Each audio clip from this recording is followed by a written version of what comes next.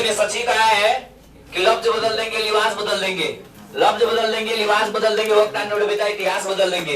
ठीक है, तो इतिहास बदलने का समय आपको आ चुका है, ये अपॉर्चुनिटी आपको मिल चुकी है। इस एक साल में यदि एक एक नंबर भी आप जोड़िएगा, 365 दिन पढ़ते हैं, तो आप देखिए 10th क्लास में आएंगे तो सबसे पहले आपको ये बात पता होनी चाहिए कि संडे भी ऑफ क्लासेस नहीं होती है, संडे को भी क्लास ऑफ नहीं रहता है।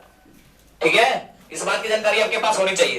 तो आइए, हमारे पास डेटा है प्रदीप्त वस्तुएं। इसी प्रदीप्त वस्तुओं को क्या कहते हैं? दीप्तिमान कहते हैं। प्रदीप्त वस्तुओं को क्या कहते हैं? दीप्तिमान वस्तु कहते हैं। और प्रदीप्त वस्तुओं को इंग्लिश में क्या कहते हैं? लुमिनियस। प्रदीप्त वस्तु कहते हैं किसको? अब इसके बाद जानकारी रख लीजिएगा कि वैसी वस्तुएं जो क्या करती है? प्रकाश को उत्सर्जित करती है, जो प्रकाश जो जिनसे होकर क्या होती है? प्रकाश निकलती है। वैसी वस्तु जिनसे प्रकाश निकलती है वैसी वस्तुओं को क्या कहते हैं? प्रदीप्त वस्तु कहते हैं। जैसे सूर्य, सूर्य का अपना प्रकाश होता है, लालटेन को भी जलाएंगे तो उसमें से अपना प्रकाश निकलेगा। तो सूर्य भी किसका एग्जांपल है? प्रदीप्त वस्तु का। लालटेन भी किसका एग्जांपल हो गया? प्रदीप्त वस्तु का। बिजली का जलता हुआ बल्ब, ये सामने आपका बिजली का जलता हुआ बल्ब दिख रहा है, भले एलईडी है, बल्ब नहीं है। बल्ब वो पीले रंग का होता है जो 100 वाट का 50 वाट का होता है, 110 का जो बल्ब होता है। ये ध्यान रखेंगे कि वैसी वस्तु प्रदीप्त वस्तुओं को क्या कहते हैं? दीप्तिमान कहते हैं। तो वैसी वस्तुएं जिनसे होकर जो वैसी वस्तु जिनसे क्या होती है? प्रकाश निकलती है, उन्हें क्या कहते हैं? प्रदीप्त वस्तुएं कहते हैं या दीप्तिमान वस्तुएं कहते हैं। जैसे सूर्य, लालटेन, बिजली का जलता हुआ बल्ब। अब आप मुझको यह जानकारी देंगे कि प्रदीप्त वस्तुओं में क्यों नहीं चंद्रमा को शामिल किया गया है?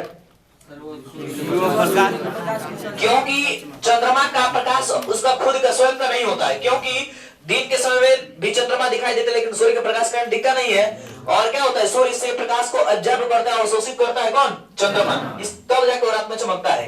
तो अब देखिए, इसी का अपोजिट एक और डेफिनेशन हो गया क्या?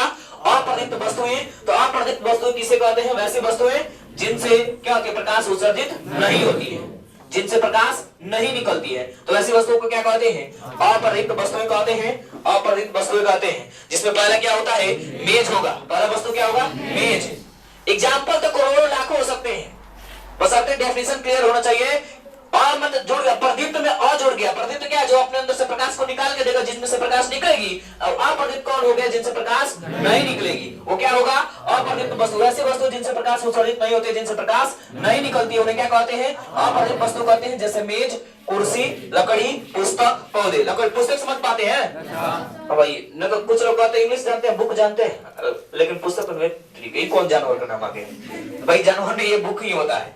ये प्लांट्स हो गए, पौधे, ये मून, चंद्रमा। अगर ये प्रॉब्लम है स्टूडेंट? दोनों टॉपिक क्लियर है?